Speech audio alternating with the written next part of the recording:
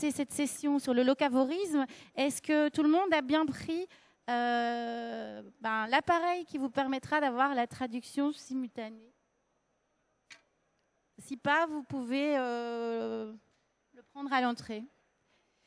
Donc voilà, aujourd'hui, on s'est réunis pour envisager le sujet du locavorisme, puisqu'on est tous évidemment de plus en plus conscients de son impact sur l'environnement, la saisonnalité et l'importance des circuits courts.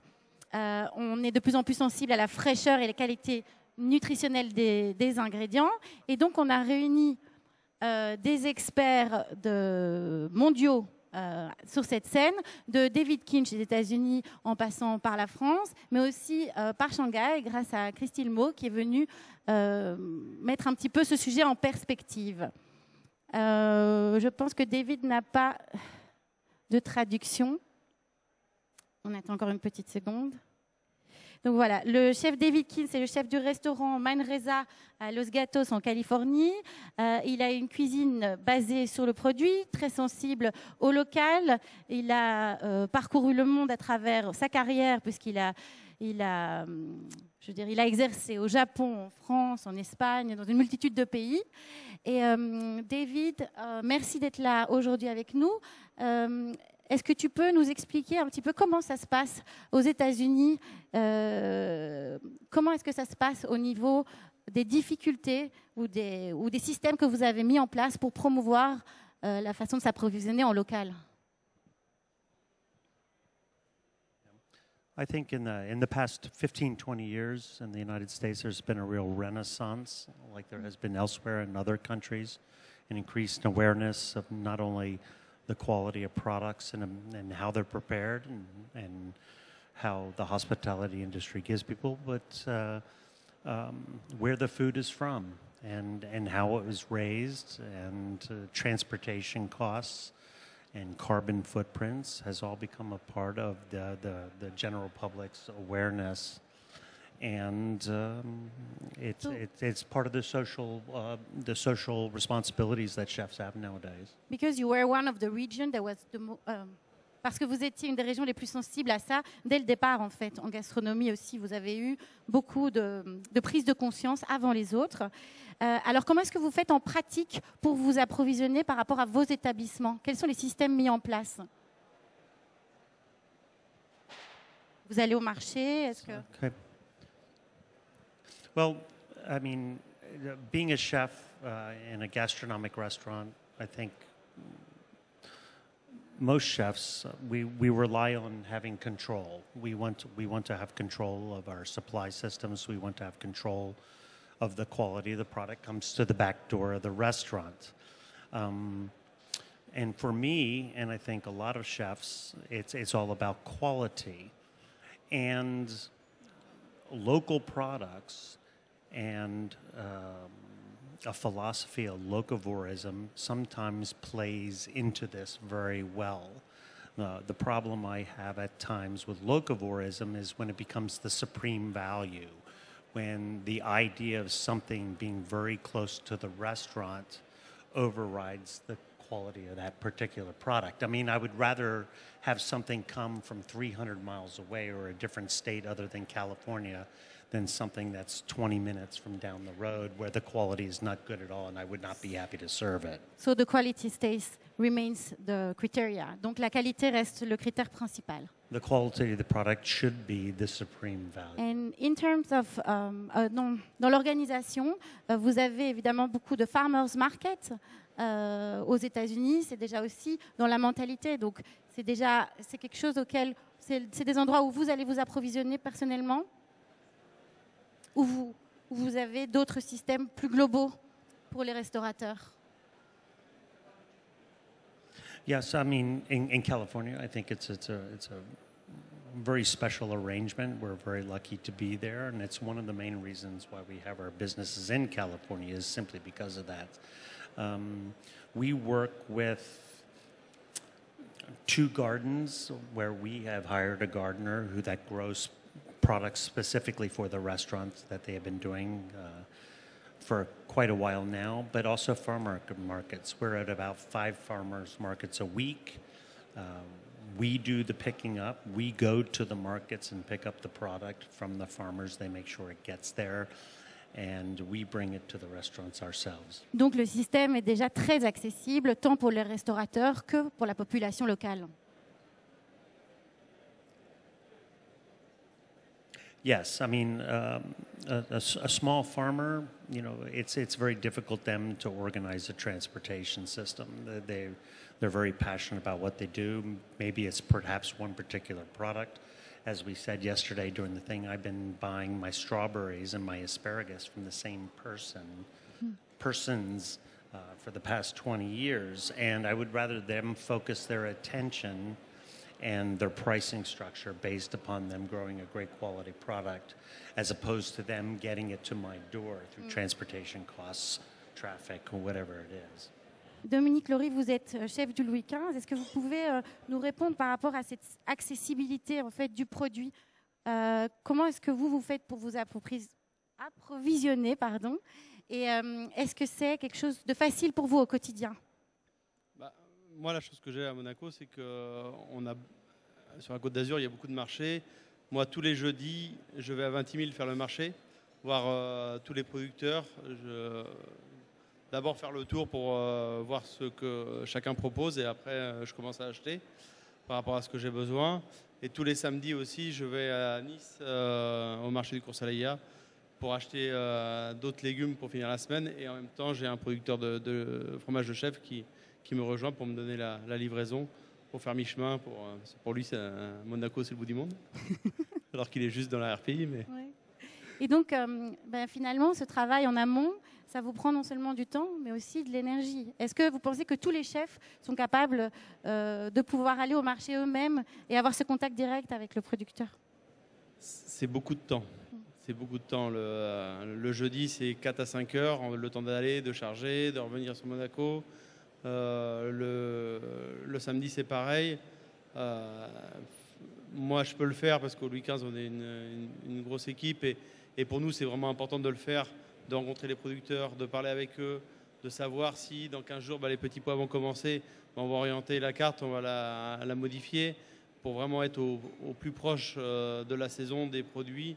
Et aussi d'avoir une histoire à raconter à nos garçons de la salle qui vont la transmettre à nos clients pour avoir un lien entre nos producteurs et nos clients pour avoir la plus belle histoire à raconter. La plus belle histoire à raconter. Et alors, qu'est-ce que vous répondez, puisque vous êtes quand même une institution depuis 30 ans, vous avez une accessibilité effectivement facilitée par rapport aux producteurs. Qu'est-ce que vous répondez quand on vous demande des fraises en hiver? On n'en a pas. Voilà. Ou des tomates en hiver, on n'en a pas. Et est-ce que par contre, on va toujours proposer une alternative. Un client qui vient chez nous, qui va nous dire je voudrais des pâtes à la tomate l'hiver, je dis désolé, on n'en a pas. C'est pas la saison des tomates. Par contre, on va proposer toujours une alternative. On peut vous faire une pâte aux artichauts, une pâte aux brocoletti. Ne jamais fermer la porte. Mais on va lui expliquer que malheureusement, c'est pas la saison, on n'en a pas. Par contre, on peut vous proposer ça. Comme ça, notre garçon de la salle, quand il repart devant le client, il n'a pas fermé la porte. Il dit désolé, on n'en a pas parce que c'est pas la saison. Mais par contre, le chef peut vous proposer ça qui n'est pas à la carte, ça. Et est-ce que ça a changé votre façon, est-ce que vous pensez que ça change dans le métier aussi, le fait d'être de plus en plus locavore, la façon dont on intitule les plats? Puisque quand on détaille un plat, on est forcément plus dépendant des produits. Est-ce que, par exemple, une salade ou un plat composé de légumes, on préfère maintenant, aujourd'hui, le dénommer légumes de saison ou du marché, plutôt que le détailler en termes d'ingrédients? Beaucoup le font. Nous, on marque quand même les légumes essentiels qu'on va mettre dans la garniture, par exemple. Mais parce qu'on ne fait pas des grosses quantités. Au Louis XV, l'été, on va faire 65 couverts maximum le soir. Ce n'est pas non plus des gros volumes. Et la chance qu'on a de faire les marchés et d'être ici depuis longtemps, c'est qu'il y a beaucoup de paysans. C'est quand même une région où il y a beaucoup de gens qui cultivent. Donc, s'il y en a un qui me dit aujourd'hui, je n'ai pas les tomates, je sais que j'en ai un autre qui va les avoir, les tomates. Donc, on arrive toujours à s'organiser, à trouver. Et est-ce que vous avez vu un changement dans le paysage des producteurs depuis ces dernières années que vous êtes chef au Louis XV? Oui, moi je me rappelle il y a 15 ans quand j'ai commencé avec Franck Cerruti au Louis XV, il ramenait du mesclin du marché et tout ça, de la roquette sauvage. Maintenant j'arrive à en avoir, mais parce que je connais bien les paysans et que j'arrive à en trouver, mais il y en a beaucoup moins. Quand il y a un paysan qui s'arrête au marché du cours Saleya ou à 20 000, souvent c'est un grossiste qui va prendre la place parce que c'est un métier compliqué, c'est un métier fatigant. Ici, on n'a pas des champs plats avec des tracteurs parce que c'est tout en restant, donc c'est compliqué à cultiver. Donc on en a de moins en moins. Et donc promouvoir en fait, faciliter aussi le contact entre le producteur et le chef, c'est vraiment une démarche qui est importante. Oui, c'est une fierté pour eux quand ils savent que je viens chez eux pour acheter les petits pois pour les mettre à la carte du Louis XV. Pour eux, c'est une fierté pour eux, pour leur famille, en disant voilà. Donc est-ce que vous pensez que finalement, c'est pas ce sentiment d'identité locale qu'il faut essayer justement de valoriser à travers le métier? Nous, c'est toujours ce qu'on a fait, de travailler avec les produits locaux. La cuisine de M. Ducasse, ça a toujours été une cuisine de saison, produits locaux, en plus essentiellement sur les légumes. Donc on essaye au maximum de travailler avec le terroir qui nous entoure. D'accord. Les cartes de chaque restaurant de M. Ducasse vont être faites par rapport au lieu où il se situe, à l'environnement où il est. Et après, on va s'adapter par rapport aux fournisseurs qui vont nous produire à côté. Et par rapport à ça, Monsieur Dominique Batani, qui est directeur général de Rungis, qu'est-ce que vous répondez à justement cette promotion du local et de l'identité locale? Comment est-ce que vous faites les démarches dans ce sens dans votre structure? Alors, d'abord, pour situer quand même le marché de Rungis, c'est le premier marché mondial de produits frais. Et c'est surtout la centrale d'achat des commerces de proximité, des marchés de plein vent et de la restauration collective. Ce que Rungis réussit à faire, c'est à mettre effectivement au plus près du distributeur et du consommateur la production.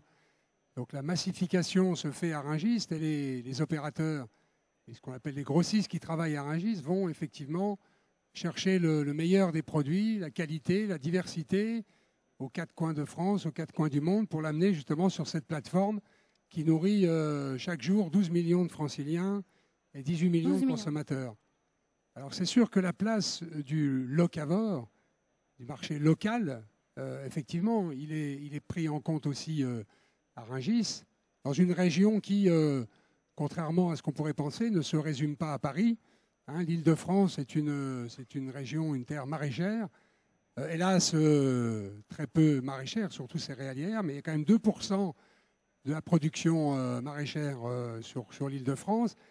Et à Rungis, nous avons créé, ou recréé, il n'y a pas très longtemps, un carreau des producteurs de l'Île-de-France, une association qui regroupe environ 80 producteurs d'Île-de-France en fruits et légumes, et qui permet environ chaque année de distribuer environ 60 000 tonnes de produits ultra frais, bien sûr. Je pense que c'est peut-être ce qu'on peut dire sur le locavore. Au-delà de la qualité et de la diversité, c'est évidemment la fraîcheur. Alors je comprends que pour des restaurateurs, ce soit effectivement important d'avoir à la fois un produit local de qualité et un produit avec une fraîcheur particulière. On le voit quand on visite Rungis, qu'on regarde ces salades qui viennent découper, qui sont encore blanches dans le trognon, et on se dit, voilà, ça c'est un vrai projet de proximité. Alors on a commencé effectivement avec ce carreau des producteurs. Et puis on l'a développé, on a aussi carré un comptoir des producteurs, pareil, qui permet de valoriser la production régionale Île-de-France, notamment en fromage, en miel, enfin en produits un peu plus industrialisés, qui ne sont pas forcément des produits frais, mais qui sont aussi des produits locaux. Donc je pense que c'est ce travail-là, mais au-delà de Comment est fait ce travail en amont, justement, quand vous parlez de produits locaux? Qui va les sélectionner? Qui va sourcer les produits? Alors, très bonne question. J'ai d'ailleurs dans l'Assemblée une opératrice de Rungis bien connue, la maison Médélis, qui est de l'épicerie fine. En fait, c'est eux qui vont sourcer, c'est eux qui assurent le sourcing, c'est ce que je disais, qui vont aux quatre coins de France et aux quatre coins du monde pour chercher les meilleurs produits, la plus grande diversité, la plus grande largeur de gamme, la plus profonde largeur de gamme. On a tout ce qui se mange, se trouve à Rungis.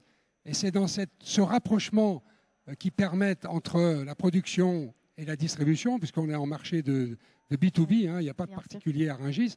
En revanche, ça permet à la distribution donc au commerce de proximité, aux restaurateurs, de venir chaque matin sur cette plateforme de Rungis, sur ce qu'on appelle le marché de carreau, et de pouvoir choisir les meilleurs produits, alors soit effectivement locaux, mais tous les produits de Rungis sont des produits de qualité, et surtout, comme le disait Dominique, ça permet aux opérateurs de raconter aussi une histoire. Oui. Et qu'est-ce que vous répondez par rapport...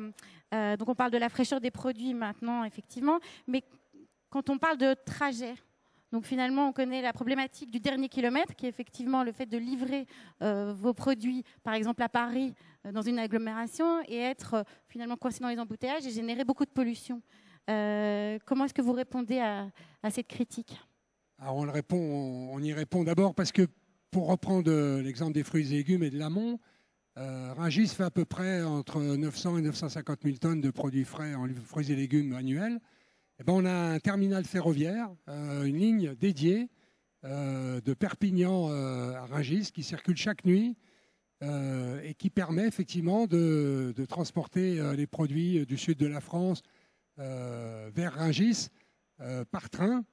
Ça représente à peu près un quart de la masse totale, c'est-à-dire 250 000 tonnes. Ça, c'est pour la produit amont.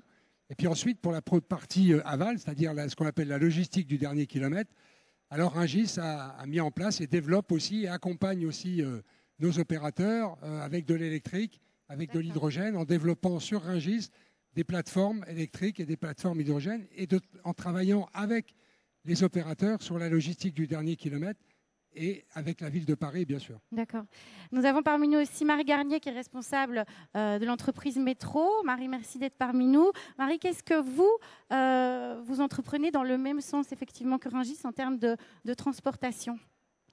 Alors, je vais arriver à votre réponse, hein, mais rapidement, juste pour... on est aujourd'hui, depuis hier, la thématique de ce salon, elle est autour de la responsabilité environnementale, sociétale des chefs. Je crois que c'est un point extrêmement important de remettre ça dans ce contexte. Nous, chez Métro, donc, on a une activité de distribution auprès des professionnels des métiers de bouche indépendants. On a aussi à cœur de leur apporter les produits d'une grande fraîcheur et d'une grande qualité.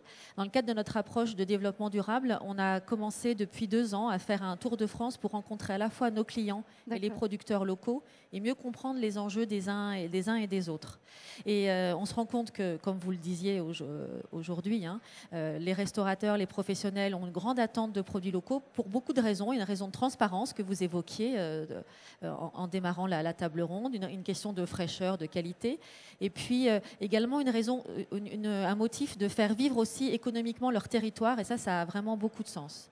Oui. Et puis de l'autre côté, on a des producteurs qui, eux, ont à cœur de commercialiser leurs produits, mais qui ont avant tout un savoir-faire qui est de se concentrer sur leur métier, qui est de produire des produits de la plus grande qualité possible, et donc qui ont une problématique, c'est qu'ils n'ont pas forcément tous le temps de répondre à des commandes, comme vous le disiez, Dominique, Laurie, s'il y avait beaucoup de clients, ou d'organiser la logistique. Et donc nous, on a à cœur dans l'approche que l'on a, et en plus on a la chance d'être situé à 98 points de vente en France, répartis partout en France, de pouvoir, avec ces producteurs, en fait, organiser pour eux la collecte et rendre accessibles sur nos points de vente des produits qui sont véritablement de la région à quelques kilomètres, et de participer de cette façon-là également à un certain dynamisme économique du territoire. Et ça, c'est une dimension importante également de cette approche et de cette approche économique. Vous avez un équivalent justement du carreau de Rungis ? Alors nous, on a dans chaque entrepôt, ça se passe de la façon suivante en fait. Chaque directeur d'entrepôt peut identifier dans son cercle proche des producteurs et des fournisseurs et faire en sorte qu'ils soient référencés. Donc on va avoir un marché des producteurs locaux. Aussi en lien avec nos clients, nos restaurateurs lui disent « Tiens, moi j'ai un tel qui me fait des fraises tout à fait extraordinaires, elles ne sont pas chez toi ». Le directeur a la possibilité d'aller rencontrer finalement ce fournisseur et de le référencer.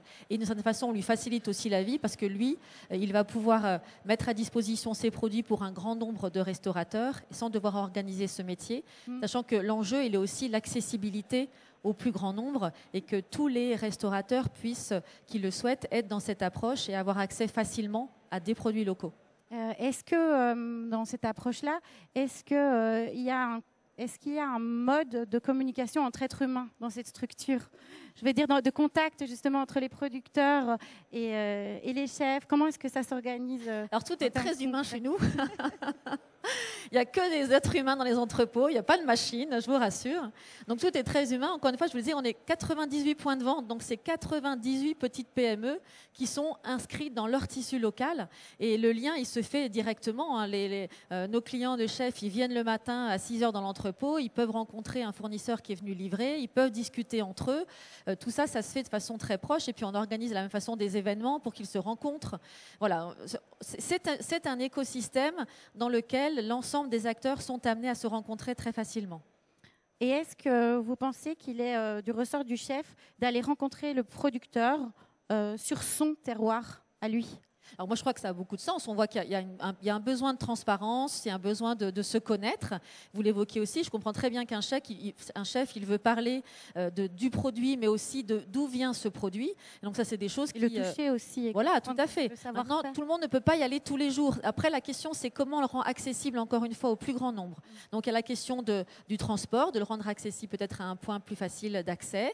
Et puis, il y a de pouvoir organiser des rencontres sur le point de vente, mais aussi de pouvoir faire des visites. Et c'est des choses qu'on organise nous aussi régulièrement, de pouvoir organiser des visites à la fois de nos clients chez nos producteurs. Et eux, ils sont également très heureux de pouvoir rencontrer finalement leurs clients finaux parce qu'ils savent ce que vont devenir leurs produits. Ils peuvent aussi expliquer tout l'amour qu'ils ont mis à les produire. Donc on a compris qu'effectivement, que ce soit en termes de Rungis ou de métro, la logistique était effectivement un élément très positif par rapport à l'industrie. Est-ce que vous pensez que vous avez aussi un rôle par rapport, je vais dire, à accompagner finalement l'agriculture en tant que telle ?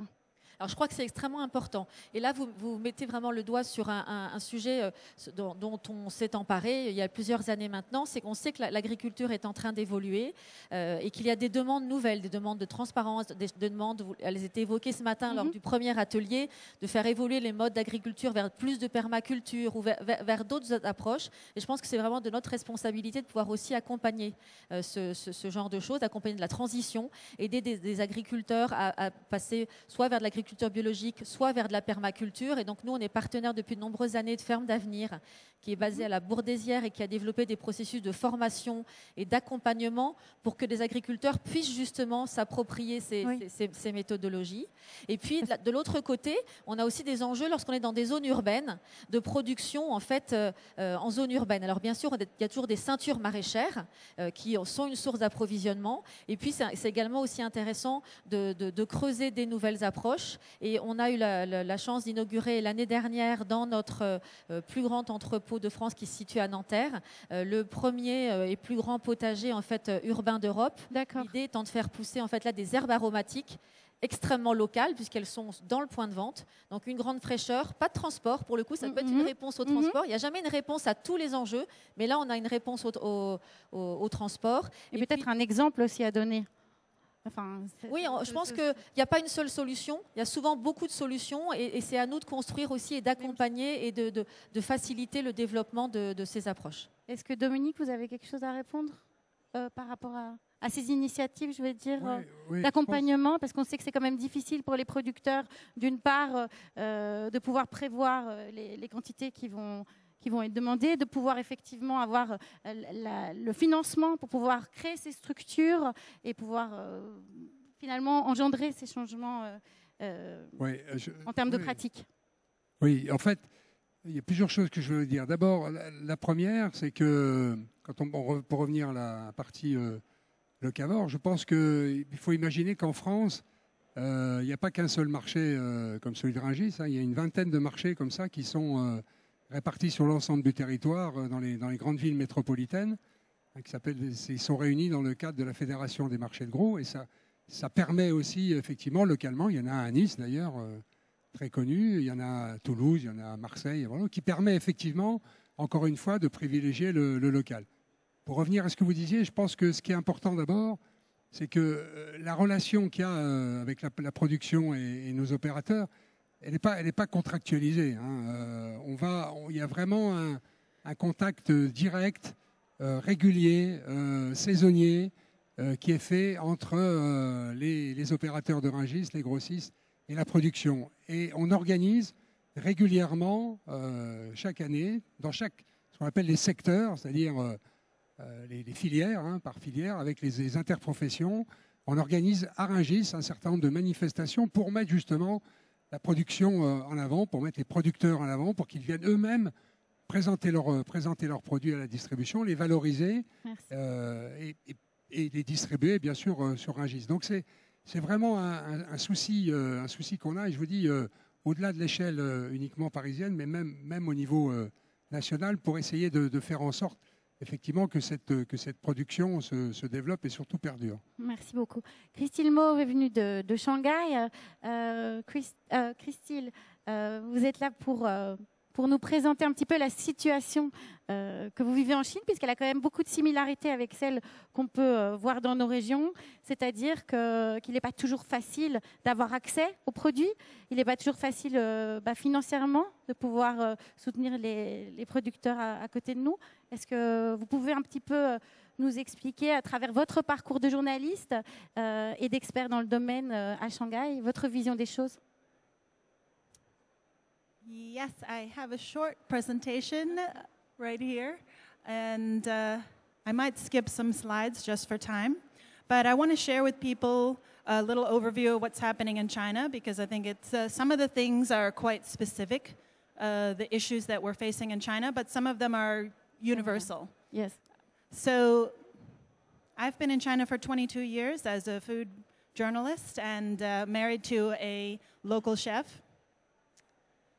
So some of the questions that we face in China around being a locavore is it necessary to eat food from far away? Because as China becomes wealthier, people feel that eating food from far away is a luxury that they want to be able to enjoy. Is it responsible? Is it lazy? For example, chefs in high-end restaurants, especially foreign chefs who come to Shanghai and open a restaurant that they're hoping for a Michelin star, and they want to use the same ingredients they used in France and Italy, so they just fly them in, rather than learning how to use local products and learning how to use seasonal products there. Is it elitist? You know, as Chinese people become wealthier, they want to eat an American steak. So these are some issues that I think are universal, but also very specific to the new generation of wealthier and more globally minded people in China. So one thing that's very specific to China, which Chef Paul Perret mentioned earlier, is that in China, it's about maybe 20, 30 years behind in terms of how chefs are viewed in society. So right now, chefs are still considered to be very low-end laborers. And this picture, this very handsome guy right here, is my husband, 14 years ago when I met him. And he was cooking at one of the best restaurants in the world. I was writing about it for Condé Nast Traveler as one of the best new restaurants in the world. He had worked already 16 years as a chef to make it to this position, as one of the few chefs in China who could cook very high-end Western cuisine. But after I got to know him, I pursued him. He was very confused. What does this foreign journalist want from me? Because he thought of himself as a failure. The only reason he was a chef is because he was a bad student. He couldn't get into college, and so he had the choice to either go to the army or go to culinary school. And so he became a chef, but he had no self-esteem about his career, and he didn't see himself as a leader, a creator, an artist. And so the first thing that we have to do in China, if we want chefs to be leaders of this cultural ideology around eating local or eating sustainable, is that chefs need to see themselves as influencers, because they are very influential. And after I met my husband and we traveled the world and we met some of the best chefs in the world, and he got to see chefs who are leaders, who are sustainability proponents, and he became inspired. And ironically, after seeing the world, he began to see how important it was to eat locally. And he began to see that he can be influential. Now he has his own restaurants where he buys everything locally, and he supports his local suppliers and farmers as much as he can. So some of the big issues that we face in China is it better to use local conventional food, which there's obviously more of, maybe all over the world, but especially in China, than imported organic? And I would say that yes, for several reasons. If you get to know your local farmer and you tell them we have a demand for sustainable organic food, then you can actually have a conversation with them. While if you're buying organic food from far away, that's not going to happen. But also, of course, during transport, when vegetables are in the dark for 3 or 4 days, they lose their nutrition. And so you can see, over 7 days that spinach has 40% less nutrition. So that's another reason. Greenwashing is something that's happening all over the world, very much in China right now. I won't go into that. But obviously, we know the best choice is to eat local permaculture food. It's a long journey to there in China. So what do we need to get to true sustainable local eating in China? We need government policy, because the government in China can be very, very powerful. They're investing a lot right now in green technology. So we're going to electric cars, we're going to wind power. And for one example, a few years ago, the Chinese government said it will be illegal to give away plastic bags at supermarkets. And overnight, basically, you had plastic bag factories go out of business. So that's what you can do when you are an authoritarian government. You can do good, you can do not so good. But if the government decides they're going to subsidize permaculture, you will see a huge difference. And so we can put pressure on the government and say there is a demand for that. And chefs can do that, restaurants and consumers. So we need those subsidies for permaculture farming. So as an example, when you don't have support, this is my daughter. We tried to start an organic farm maybe 5 years ago in Shanghai. We were growing kale, strawberries, squash, beautiful food. It was about 20 to 30% more expensive than conventional, and we could not find enough people who would buy our beautiful vegetables. So my daughter enjoyed it. We did it for about 2 years. We lost a lot of money. Now we would maybe do it differently, but you never saw a child so in love with the cauliflower. You never saw a child so happy she was running through the fields of kale, stuffing it into her mouth, and we all wish our children could just visit every farm and eat food like that without worrying that it's covered in poison. So what we need in China, I assume we also need globally, is we need the big food buyers to support this, because they're the ones who can afford to maybe pay 20, 30% more for a portion of their products that higher-end customers and chefs can buy, and let us survive until it becomes a bit more sustainable and affordable. And we need chefs to discover those local heritage recipes that are based on local foods that are grown locally. Because obviously for thousands of years, we were eating local food, and there are many wonderful recipes. We have to transition to plant-based eating and to raise the status of plant-based eating, because in China especially, people really feel you need to eat a big piece of meat if you are a wealthy person and if you have a good life. And traditionally, of course, meat was always used as a flavoring, because you can't afford to eat a giant piece of meat at every meal. So elevating plant-based eating so that it becomes a luxury. To eat something local, beautiful, organic, permaculture becomes something that you aspire to. You know, when I show this slide to chefs in China, I say, look, we spend $350 eating vegetables at Noma. You know, this can be truly beautiful, exquisite gourmet eating. And of course, returning to these primal ways of cooking, which are healthier, which is how you eat strawberries in February, because you've preserved them. You know, that's how you eat, vegetables year-round, is that you use the heritage ways of preserving. We also need to use social media, because especially in China, social media is very powerful. Celebrities are very powerful. And if celebrities are saying eating an all-vegetable, plant-based meal is where it's at, people are going to follow that. It's very much influential, especially over very young people. And so, of course, as you support the local suppliers, they become more successful. It's a virtuous cycle. The price comes down. And journalists, finally, journalists, we need to write about these issues. We need to make them the hot topic. It's our responsibility. You know, we have that power, we have that influence. So here are some, this is just a roundup of what I talked about today. And these are the issues we're facing in China, and I think some of you guys can relate to them as global issues as well. Thank you so much, Christelle. Merci Christelle, c'était très intéressant de voir effectivement que le changement ne doit pas venir que d'une perspective, mais que c'est c'est un ensemble de choses, un ensemble de l'écosystème qu'il faut revoir et justement responsabiliser probablement chaque intervenant de la chaîne, puisqu'en fait, derrière, il y a quand même des valeurs et une identité à remettre en place. Puisque le chef, si j'ai bien compris, doit redevenir une image forte, ou doit devenir une image forte plutôt, et pouvoir influencer le reste des gens par l'inspiration qui...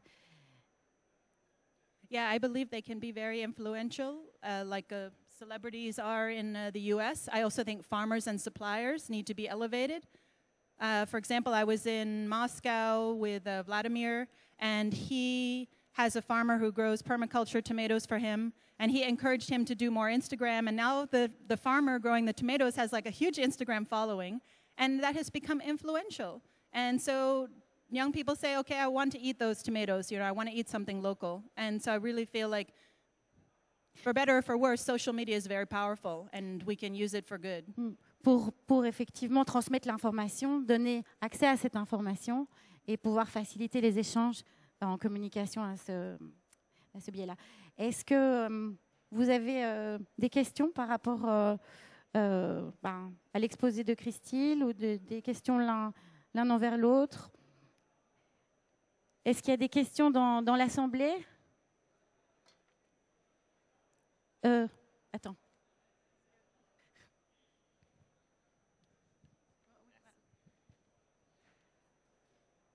J'aurais juste voulu vous demander, pour vous, qu'est-ce que local? Parce qu'on parle de local, mais la définition de local pour, je pense, David Kinch ou Dominique Laurie n'est pas forcément la même. Et quelle serait du coup une définition qu'on s'accorderait à faire autour de la table ronde? Est-ce que Christine or David, do you want to, or Dominique, you want to, Christine, do you have you have an opinion about that? Can you synthesize it? What is local for you? Oh, that's a very good question. I don't think it's the same in every region, but I do think that in China, what local means is hopefully it's domestic, and hopefully it's part of your community, part of your local economy. So ideally, I think local means a chef or a person could visit that farm within a day or within a weekend, and you can have a relationship with that person, and they're part of your local economy, they're your neighborhood. I do think it's very hard to come up with a global definition. Yes, but I think that's the main point. Yeah, I would say, for me, no airplanes, something you can get there within a day, where the restaurant staff itself can go get the product and bring it to the restaurant is a good definition. I mean, I buy asparagus from 3.5 hours away, and that's pretty far from where I am. I know Dominique buys produce from a different country, but that different country is 15 minutes away also. Yeah, so. Because Russia, it was the same problem in Russia, right? We can say local, but on peut dire en Russie aussi que c'est local, mais la Russie est tellement immense que ça n'a plus vraiment de sens. Mais il y a quand même une règle dont on entend souvent parler, qui est la règle des 160 km. Est-ce que c'est une règle à laquelle vous vous référez? I mean, I only think of the Republic of California. California is a big state. It's the size of Italy. The state is actually the size of Italy. I buy produce and I buy fruits from the southern part of the state where it's very desert-like. We grow dates and citrus down there, which we can't grow in Northern California, but it adds to the diversity of the state. And I like to think that the represents not only who we are, but where we are. Mais finalement, le fait de manger local, est-ce que c'est pas aussi revaloriser les graines anciennes et la façon ancestrale de faire les choses pour essayer justement de revaloriser cette identité, cette histoire, pour pouvoir diversifier au maximum notre terroir et y retrouver finalement les ressources qu'on avait avant? Absolutely. I mean, long term, seed savings, seed banks, diversity of cultivars is going to be key to moving forward. Certainly on our micro level of feeding a couple hundred people a week. Est-ce que c'est quelque chose auquel vous voulez répondre? Il me semble, pour la définition de local, vous avez bien fait cette question-là, parce que c'est un peu à géométrie variable, ça va dépendre des produits. Je pense que, je ne sais pas si vous cuisinez des Saint-Jacques, mais les noix de Saint-Jacques de la baie de Saint-Brieuc, elles sont peut-être très célèbres et d'une qualité extraordinaire. Et peut-être que quand on est à Grenoble, on va vouloir quand même avoir les baies de Saint-Jacques de la baie de Saint-Brieuc, parce qu'on n'en aura pas à Grenoble de toute façon, et qu'elles sont quand même locales parce qu'elles sont en France par rapport à d'autres qui viendraient d'ailleurs. Maintenant, si on parle de maraîchage, on va être vraiment dans la production locale de proximité. Donc, il me semble qu'il peut quand même y avoir des définitions différentes en fonction des produits, parce que certains peuvent être produits localement, effectivement. D'autres, ça peut être la distance de la France. Mais si on parle de la taille de la France par rapport à la Chine, ça n'a plus rien à voir. Et là, va entrer en ligne de compte, il me semble, la notion d'économie locale, de territoire, et de faire vivre son territoire et en priorité, mais les territoires ne produisent pas tout non plus. Et comment ensuite on prend en compte à ce moment-là l'impact du transport. Et si on doit le faire venir d'un peu plus loin, eh bien, comment est-ce que je gère le transport? Et j'imagine que vous cuisinez avec de la vanille, et la vanille, elle ne vient pas de 150 km. Donc je pense qu'il faut avoir une approche qui soit pragmatique, qui soit raisonnable, et faire en sorte que le produit, même parfois quand il vient de loin, on s'assure qu'il ait été produit dans des conditions équitables, qu'il ait été transporté dans des conditions de transport voilà. Et c'est une approche globale qui est aussi intéressante à prendre en compte. Et dans cette approche locavore, je pense vous évoquiez, il y a du savoir-faire, reconnaître les savoir-faire, les promouvoir, ne pas les perdre. Je crois que vous évoquiez tout à l'heure, avant de monter sur scène, le fait qu'il ne fallait pas que ce petit producteur disparaisse parce que peut-être que personne ne viendrait derrière. Et donc, ce sont toutes ces dimensions qu'il faut accompagner. Et est-ce que vous pensez que ça, c'est issu du fait qu'on... Donc justement, est-ce qu'on arrive encore à avoir le temps, comme on parlait avec Dominique de ça? Est-ce que finalement, tout ça, ce n'est pas une question de temps et de contact humain qu'on n'a plus? Dominique, qu'est-ce que vous pensez? Est-ce qu'on prend encore le temps, finalement, d'aller voir l'agriculteur chez lui, de comprendre comment il est fait, de construire une relation de confiance et de finalement se dire humainement qu'on va partager les risques de la production avec lui et parfois payer un peu plus cher, mais le soutenir dans un projet à plus long terme? C'est important, et même pour eux, pour avoir une vision un peu sur l'année, de savoir qu'ils peuvent compter sur nous. Moi, j'ai des fournisseurs, des producteurs qui m'appellent, ils me disent qu'est-ce que tu veux faire à la carte cet été, qu'est-ce que je dois planter, parce que j'ai besoin de savoir, ça ne sert à rien que je plante du céleri si tu vas mettre de la tomate à la carte. Et c'est surtout beaucoup de communication entre nous pour savoir sur quoi je vais m'orienter. Il y a des fois, je vais lui dire, désolé, dans 4 mois, je ne sais pas exactement ce que je vais mettre à la carte, mais voilà, au printemps, ça va être certainement les petits pois, les petits légumes primeurs. Il y a des choses, je vais lui dire, c'est pas la peine de mettre, parce que moi, je ne vais pas les utiliser. Donc, voilà. Par contre, si je lui dis que je vais prendre telle et telle chose, je m'engage à lui prendre aussi, parce que pas de lui dire, bah non, en fait, j'ai changé d'avis. Il va me dire, bah d'accord, mais j'ai planté mais deux finalement, parcelles. cette responsabilité humaine rentre en jeu aussi. Bien sûr, et puis c'est un respect par rapport au producteur. On ne peut pas lui dire tiens plante-moi ça et après dire bah non en fait j'ai changé d'avis. C'est un manque de respect même. C'est pas dans notre façon de voir et c'est comme si lui je lui commandais des carottes et que le matin il dit bah non j'avais pas envie de me lever. On verra demain. Non c'est un partenariat mais et puis c'est aussi une relation d'amitié qui se crée. Avec les producteurs voilà. Et une confiance. Et finalement, c'est un petit peu ce dont on a parlé ensemble aussi. Le rôle du Collège culinaire de France, c'est quelque chose qui vous paraît important dans cette optique-là? Oui, et puis ça permet aussi pour nous... On peut rappeler peut-être ce qu'ils font en termes de référencement des petits producteurs? En fait, c'est beaucoup de producteurs et de restaurateurs qui sont référencés. Il y a des producteurs qui veulent venir...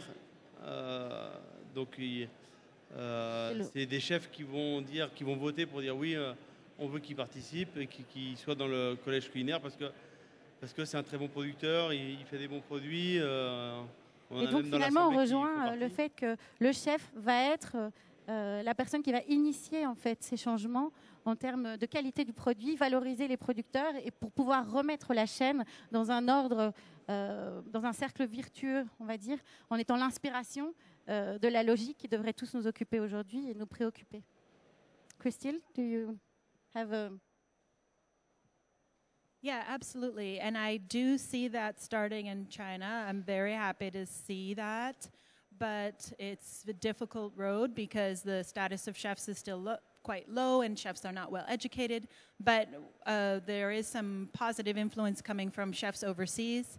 For example, there's a chef who was the head forager for Noma Australia, a young Australian guy who just is opening a restaurant this week where he has a huge garden and he has 200 different edible plants all growing around the restaurant on the roof in the middle of downtown Shanghai. And so you have young chefs working for him who are just, their minds are blown. Wow, you can grow things right here in the city, use them on the menu, charge these prices for them, and this is, you know, luxury, exquisite cuisine. So that's the mentality that we have to change, right? It's the prestige and the luxury has to come from the real meaning of things of the natures. And we have to fit those two things. On doit faire correspondre cette mentalité, en fait, de prendre les choses qui créent le désir ou que le chef peut créer à travers ses créations et y instaurer des valeurs plus durables. Je vous remercie tous de votre participation. Merci d'avoir expliqué finalement à travers toutes vos interventions quelle est la responsabilité de chacun des maillons de la chaîne et d'essayer, comme on le voit chaque jour à sa façon, de créer des projets qui vont tous dans un sens plus durable et qui a plus de sens au sein de notre société. Merci. Merci.